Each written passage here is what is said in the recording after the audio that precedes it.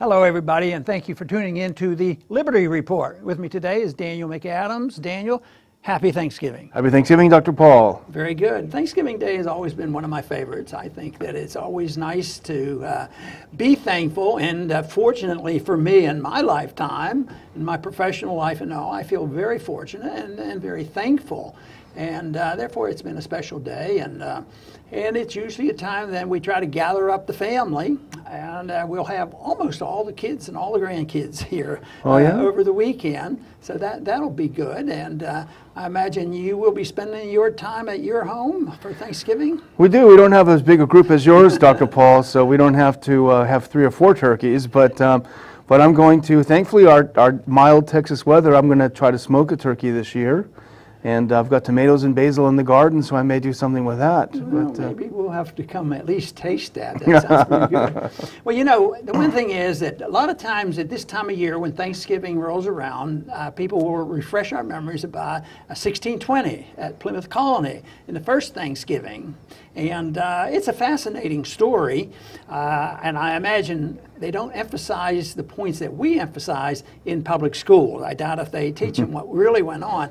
But there was something there to be thankful about because they had a great harvest. And most people don't, you know, if they don't look into the detail, they don't remember or they don't recognize that 2 years before that, the first 2 years, they were starving and dying, and it wasn't working because the whole colony was being run on a collective basis. They had basic socialism, and the governor, Bradford, that was his belief, and that's what the people believed because they came across as religious humanitarianism and really believed that communism would work. Everybody would work together, and the people who needed, you know, the old theory, but it didn't work. The work ethic didn't work. As a matter of fact, it did the opposite, and people started to starve. But so the first 2 years we can't be thankful for, but what we really can be thankful for is if everybody knew this message, the answers are there. This is the reason they shouldn't be looking in the direction of Bernie Sanders for socialism. We've had the test early in our history. Very early. And because the solution was when they were in such terrible shape, Bradford said, hey, we have to try something else. And there was knowledge of private property back then. They knew about this, but the emphasis was they were idealistic and they thought it would work, you know, under this circumstances. So Bradford says, well, this time you're going to own your own property and go to it. And guess what? Pretty good results. And ultimately they did come here for a better life, even if they had to learn a little bit along the way what it takes to make a better life. And I think that really is the great thing about the country is from then throughout history, people have come here looking for a better life, a way to better themselves in really a land of opportunity. My great-grandparents were immigrants. They came here with the exact same thing. They were stuck in Europe where they were going nowhere, and they came here for the opportunity to make something of themselves. So there still is a lot of that here. Well, you know, this is a moral and religious issue of independence and freedom that they were concerned about. But the real message here is the recognition that individuals have liberties and private property works, and that freedom creates wealth. This was the whole issue. It did not create selfishness, you know, because there was more incentive for each family that had a plot of land to work harder, and the production went up. They actually had excesses. They started trading and selling and bartering, and all of a sudden there was a lot more wealth. So they became wealthier, which was very good, but the self-reliance also introduced this whole notion of self-respect, you know, and the feeling of good, the satisfaction that they gain from this. And of course, that's when people are happy. If I've always argued the case and frequently overused the word with my kids and my grandkids, what did you do productive today? I love to say, you need to do something productive, because I always assumed that as I was growing up, that when I did something, I could see it. I think that is human nature, but we de-emphasize that if you're a collectivist. And this was a real test between collectivism and freedom earlier in our history. Unfortunately, it was a rocky ride, and but, you know, by the time the founders came along, they had refined this whole idea, and they made a tremendous effort to try to preserve and to emphasize the importance of free individuals and private property rights. And even during the communist era in Europe and Eastern Europe, they recognized this. You know, after a period of forced collectivization where untold millions died, some countries more than others recognized that if you provide a little bit of private incentive, if you allow some private property, things will flourish. I know places like Hungary, they had the highest standard of living in the communist era toward the later part because they were allowed to start some businesses, they were allowed to grow things for themselves, have livestock, so they even recognized that you know, even in the religious groups, in the Christianity as well, there were those, and are still, those individuals that say that you need the government because we have been told, you know, by Christian beliefs that you should be charitable and take care of your fellow man. But they only recognize and claim that government redistribution of wealth is charity.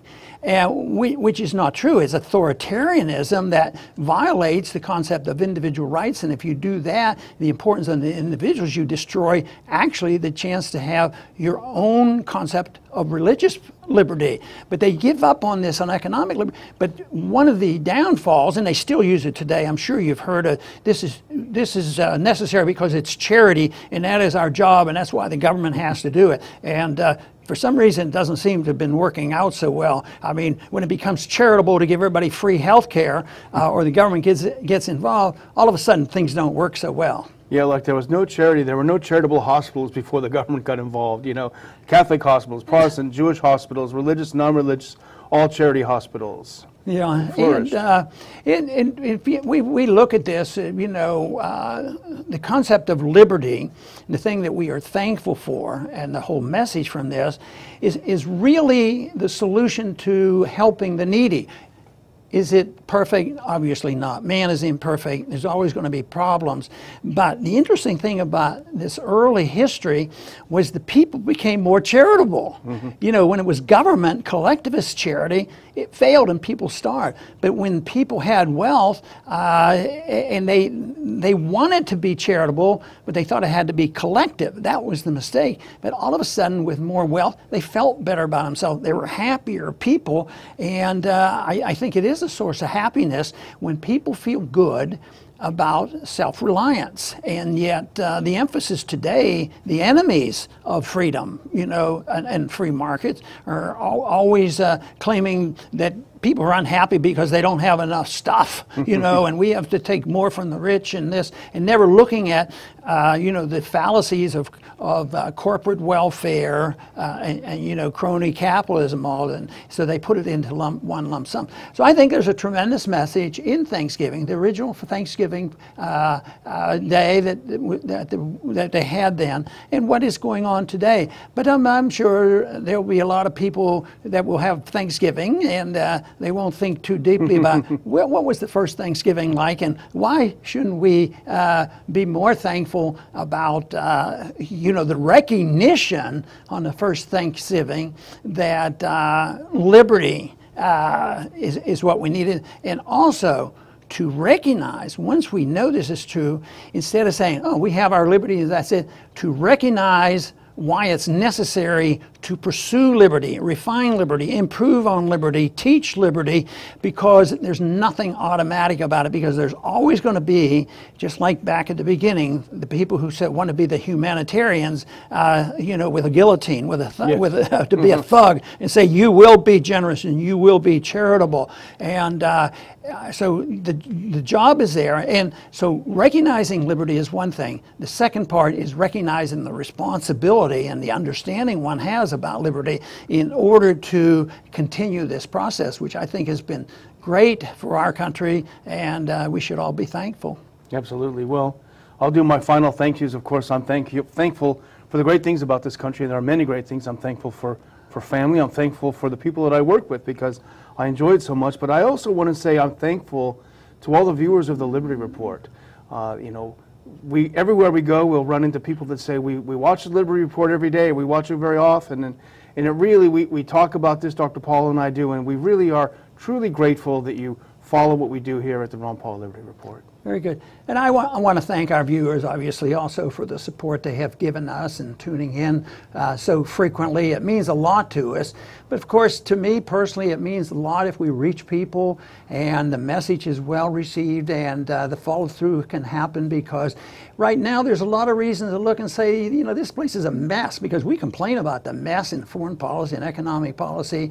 But I'm also very optimistic and thankful that I truly believe the message of liberty has constantly improved, though it has not been translated into better government at the very present time, but it has been translated into the fundamental understanding which plants the seeds for eventually reflecting it in our government. So once again, I want to thank everybody for tuning in, not just today, but every day when you come to the Liberty Report. Thank you, and come back soon.